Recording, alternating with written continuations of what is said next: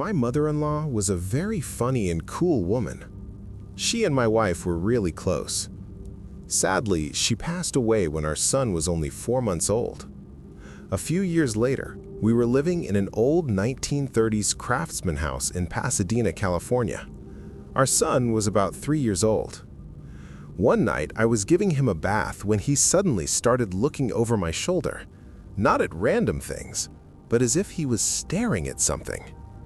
After a moment, he asked me, "Why does Grandma call Mommy a funny name?" I paused.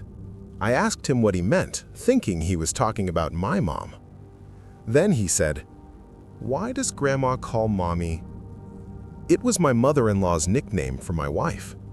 I was taken aback. My wife and I never used that nickname ourselves. It was only something her mom had called her since she was a baby. I asked our son where he had heard it. He said, "The farmer told me." I asked who the farmer was.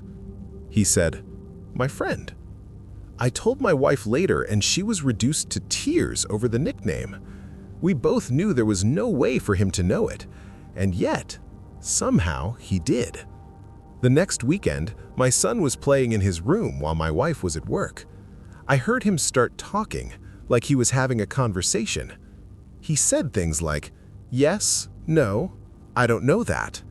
And then he laughed. I went into his room and asked him what he was doing. "Playing," he said. I asked with who.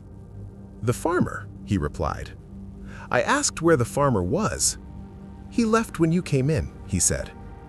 We were both unsettled. It reminded me of The Exorcist, Captain Howdy, that feeling of something being wrong. My wife got home later, and I told her what happened.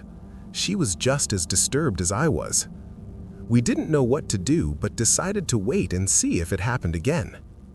A few days later, in the middle of the night, we overheard our son saying something we'll never forget. "Grandma says you and I can't be friends anymore." We rushed to his room. He was sitting upright in bed. I asked if he was okay. "Yeah," he said. "Grandma says I can't play with the farmer anymore." After that night, he never mentioned the farmer again. Not once. He's 13 now.